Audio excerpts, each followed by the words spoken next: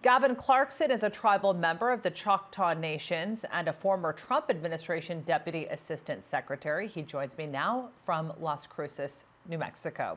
Great to have you with us. I want to start with the GoFundMe relief page for the Navajo and Hopi families. I checked to see what it was before the show. 2,847,590, and that is actually climbing. Did you ever imagine that help would come in the form of a 173-year-old debt? Well, it's quite impressive. The histories of the Choctaw Nation saw the suffering of the folks in Ireland after the Irish potato famine, my tribe took up a collection. We weren't wealthy, and we collected $170 and sent it overseas to Ireland. And Ireland has never forgotten the kindness of the Choctaw Nation. There's actually a sculpture that's it's a beautiful sculpture with feathers reaching up to the heavens in Cork, Ireland, that commemorates the connection between the Choctaw Nation and the Irish people. It's absolutely it's heartwarming to see that kindness repaid 170 years later. It's interesting. One of my law school colleagues, Ethel Branch, former Attorney General of the Navajo Nation, is actually one of the sponsors or one of the organizers for the GoFundMe campaign. And we do have a serious problem here in New Mexico. The Navajo Nation is the size of it's bigger than most states in the United States. It's the size of West Virginia, and yet a very substantial portion of the Navajo Nation doesn't have running water. And in many cases, that's the fault of the surrounding states because of a bad Supreme Court case that denies the tribe a meaningful tax base. We have this problem called double taxation. And I'm actually running for the United States Senate, and that's one of the issues I want to fix, is to give tribes access to their own tax base. Because one of the things we all talk about is to prevent coronavirus, you need to have vigorous hand washing. It's very hard to do vigorous hand washing when you don't have running water. And the lack of a tax base also creates a problem for access to adequate housing on the reservation. And so you end up having multi-generational families living together, and that creates a greater spread. So I think the worst outbreaks in New Mexico are currently on the Navajo Nation, and there's several other pueblos throughout New Mexico. We have 19 pueblos up and down the Rio Grande, and they're suffering too.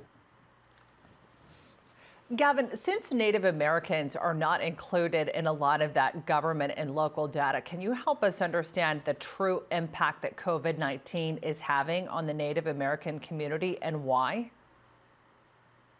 Well, it's shut down the Navajo Nation. They're under a much stricter quarantine and no travel activity. The city of Gallup, which is in the heart of Indian country, is shut down for both tribal members and non-tribal members. It's having a devastating impact. Unfortunately, as we all know, there are certain comorbidities that make coronavirus far more deadly: obesity and diabetes, and unfortunately, those are quite prevalent on the reservations, and so that makes it that much more devastating. And you also have inadequate healthcare services. The Indian Health Service is more easily overwhelmed, perhaps, than some urban health centers. And many of the tribal members live out in remote areas where it's only small rural hospitals that are not equipped for massive influx of patients that need intensive care. Gavin, we have time for one quick question here. Why are Native Americans at such a disadvantage when it comes to federal assistance? Well, unfortunately, this nation has not always kept its promises to the Native nations. The biggest issue is lack of access to capital, a lack of access to a meaningful tax base. The federal government actually owns most of the land on Indian reservations and holds it in beneficial trust for the tribes. But that means that many of the tribes, if you're living on a reservation, you may own your house, but if you don't own the land underneath it, you can't get a home equity loan to start a business. It's a huge problem of economic leakage. In a healthy economy, money will cycle around about 5 or 6 times before it leaves the economy. In Indian country, unfortunately, it's maybe once or twice. And so those are some core components that I'm positioned to try and fix as the next United States Senator from New Mexico. Those are issues I worked on in the Trump administration.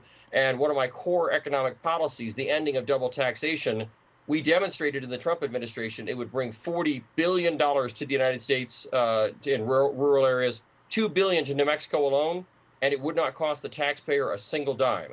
So creating tax fairness, getting rid of a racist-based double taxation system, and providing greater access to capital.